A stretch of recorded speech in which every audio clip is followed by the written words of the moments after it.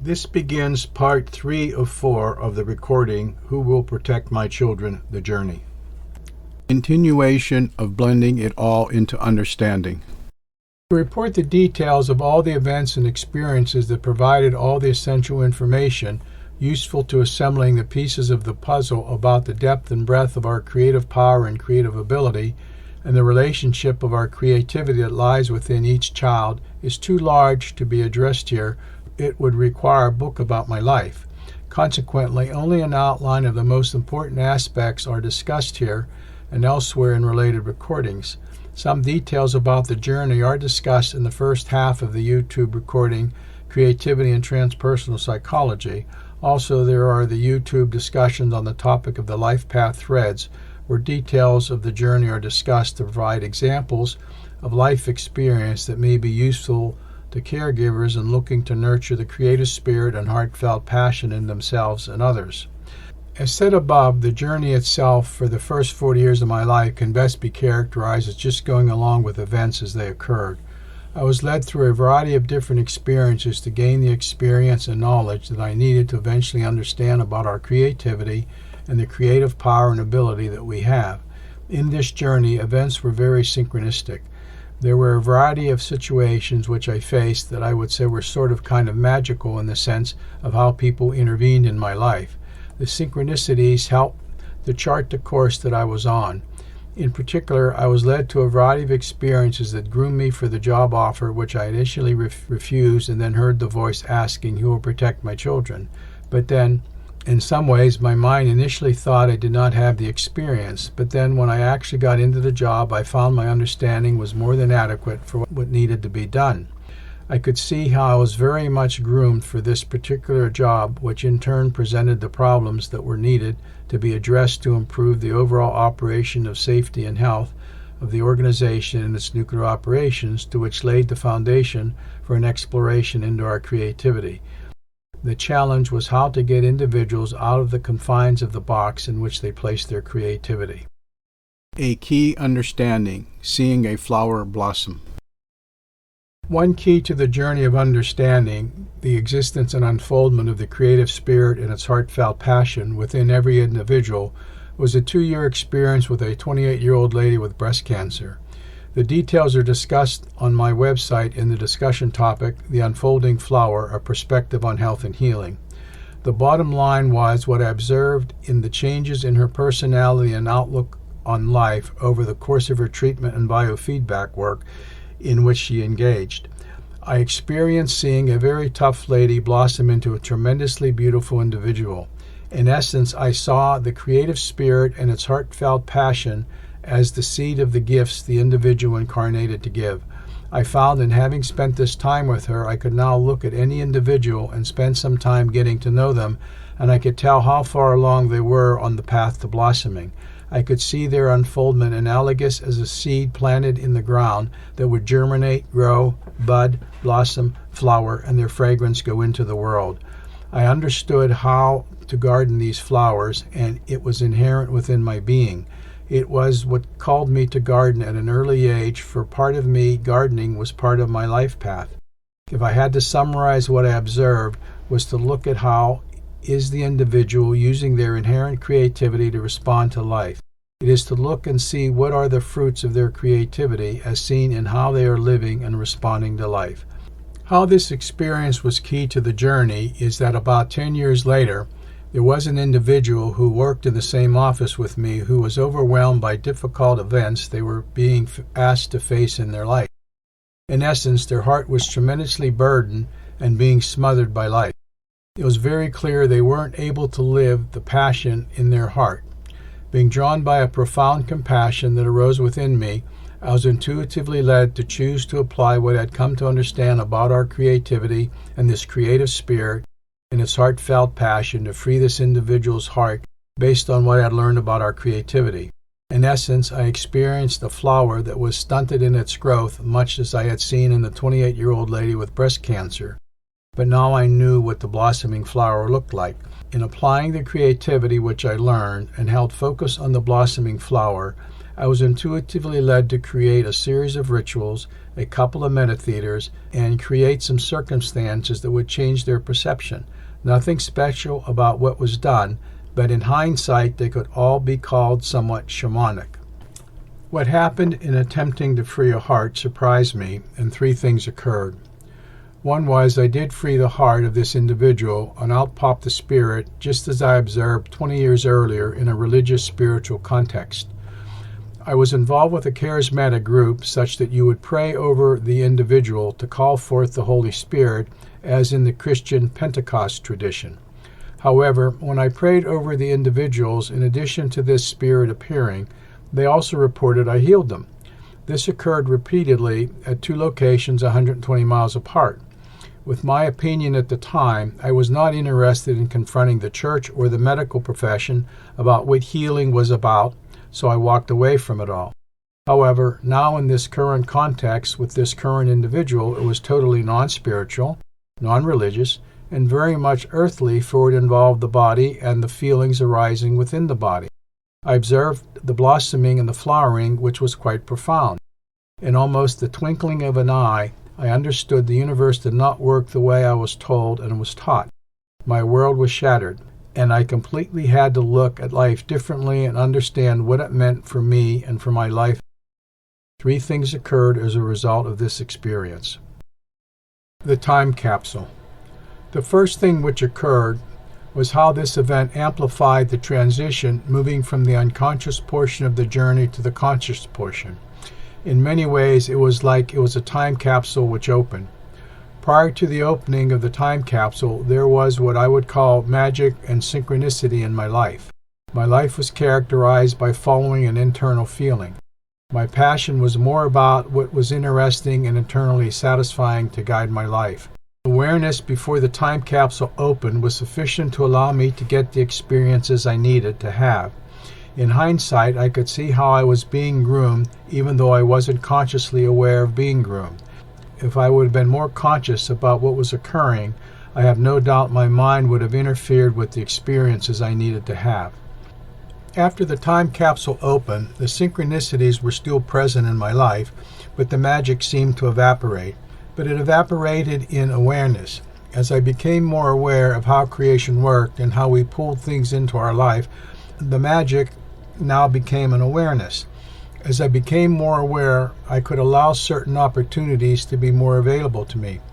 The unconsciousness still functioned and still guided me to a lot of different experiences, but the big difference is now I had the passion for trying to create the space to free the individual heart. The passion is like the story of a drowning man desiring air, because if he does not get the air, he will drown. In a similar way, if I'm not able to act on this understanding about nurturing the creative spirit and its heartfelt passion, a part of me would die. I found I could not continue to do as I did.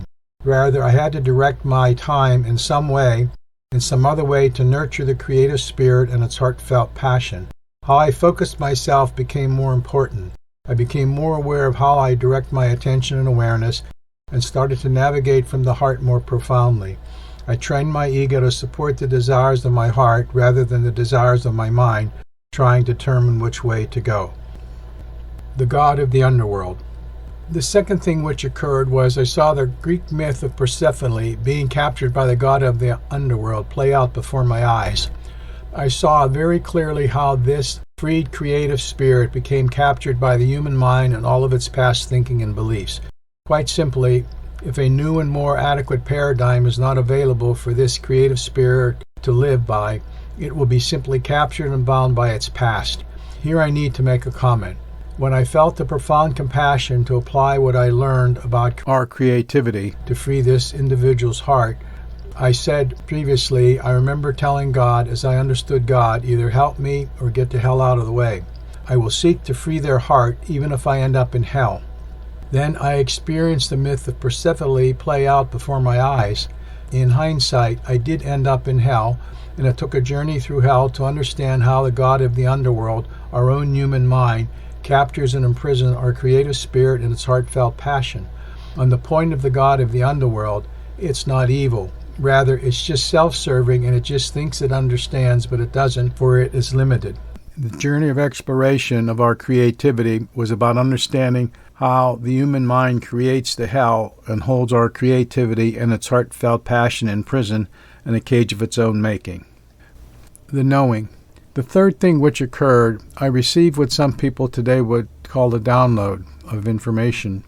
But it wasn't a download, it was a knowing.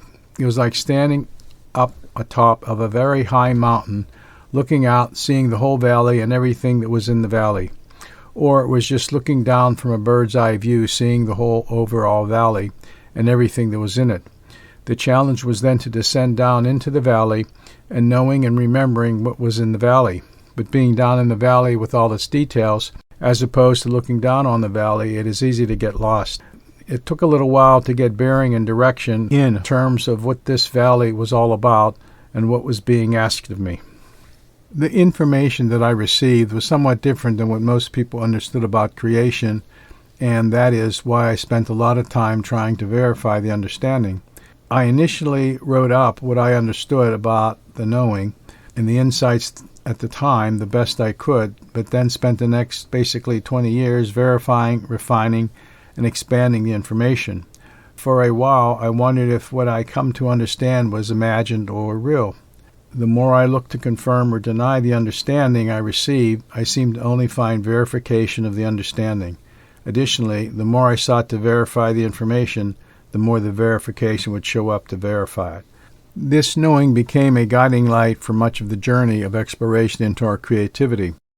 Whenever I sought to fit an individual's reported experience into the integrated whole, I would go back to the knowing and check to see how it integrated with the overall perspective. Similarly, this knowing allowed me to have an awareness of what could be possible.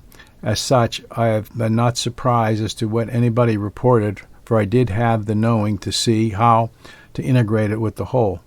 This knowing allowed me to see how our creativity fit into the larger orchestration of creation, of which we all have a role. The gentle phoenix. As stated previously, the third way I was to experience a new, original, never-before-experienced creation became a surprise to me. About 8 years after hearing the voice, and I was moved by a profound compassion to apply what I had learned about our creativity to free a bound heart, I asked the question, what was my action all about that I chose to act in this compassion? It was here I had an experience which gave rise to an awareness and insight that appeared to be outside of time, which my human mind characterized the insight at the time as the gentle phoenix. In essence, the gentle phoenix was a faster, easier, gentler, and more playful way for individuals to release their creative spirit and its heartfelt creative passion. In doing so, we access the truth of our being and getting out of how we bound our creativity to be able to live with our authentic self and in the fullness of being. But as with improperly characterizing the children, my human mind characterized this gentle phoenix based upon my past experiences, the knowledge and understanding I had at the time, and the circumstances in which I found myself. Consequently, it took time to obtain the experiences and to fully understand exactly what the gentle phoenix was or could be. Given the events in my life at the time and what I had come to understand up to that point in time, I saw the need for individuals to face a transformation that could be characterized as a phoenix experience in some way. A quick summary of the phoenix experience is the phoenix is a mythological immortal bird that willingly and cyclically faces the destruction of its world and creating its own death, typically by fire, and then regenerates or is reborn arising out of the ashes. Being immortal, it never truly dies, but is transformed. Symbolically, it is seen as dying before we die to be reborn in awareness and what is perceived as spiritual growth. In actuality, it is about expanded awareness outside of the limited mind. The awareness which I received was about the possibility of seeing an experience of transformation in a gentler, if not faster, easier, and more playful way to transform rather than the painful and difficult experiences often characterized by the dark night of the soul and/or years of spiritual discipline individuals reported to have had to experience either transformation or an experience of the divine in some way. Their human mind characterizes that experience. Yet this gentle phoenix was something not previously seen or experienced. It was a new, original, never-before-experienced creation.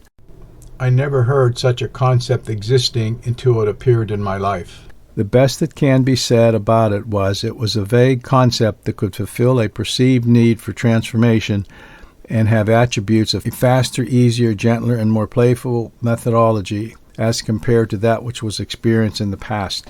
I bring this fact up for it clearly represents an unknown new creation and how our mind responds to a truly new original creative endeavor. At the time of becoming aware of this gentle phoenix, I was working with a variety of psychics to understand what they were seeing and experiencing. The reason I was working with the psychics was I was exploring the human being as an energy detector. I wanted to observe and study the psychics to follow up on a question I had 21 years earlier as to whether or not the human being was an energy detector. I began to meet psychics to see if I could come to understand how they perceived what they did and how they interpreted what they saw. Interestingly, they all would consistently say the gentle phoenix will manifest but will not work the way I expected. That is, they saw the flow of energy that would give rise to what I characterized as a gentle phoenix. It was my life path, but they too could not characterize the end point. It was much like standing on the banks of a river, representing observing the flow of energy within my being, and being able to say the river will flow into the sea and there will be a mouth to the river, the mouth representing the gentle phoenix, as the river enters the sea. But what the mouth looks like no one could know because no one had been there to know it's there. The comment, "it would not work as expected," puzzled me for the longest time since I had no idea to what they were referring and what I was expecting that would not work the way I expected. At the time, I had not explored creativity deep enough to understand the new, never seen or experienced creation. Only many years later, after a more in-depth understanding of creativity, did I understand the journey I was on was about a new, original, never before seen or experienced creation. Quite simply, my mind had no way of knowing what to expect or even what it would look like since I never experienced it. Yet, it appeared to be a significant experience in the itinerary of my journey on which I was undertaking, if not its endpoint. Hence, anything my human mind would think it to be was most probably wrong or at best, incorrect. I did find the essence of a way to create that gentle phoenix, but two things were missing. One was the need for an accompanying paradigm that I did not have at the time. The paradigm was needed to provide a reasonable understanding for the human mind, so the human mind could understand how a gentle phoenix is possible. The paradigm also needed to become one which would not allow the creative spirit to be recaptured by the god of the underworld.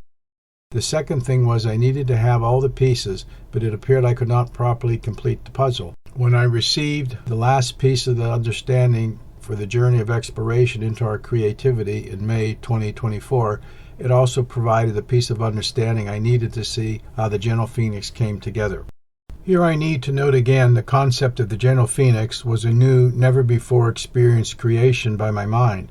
As such, I had never seen or understood how it is possible with the understanding I had.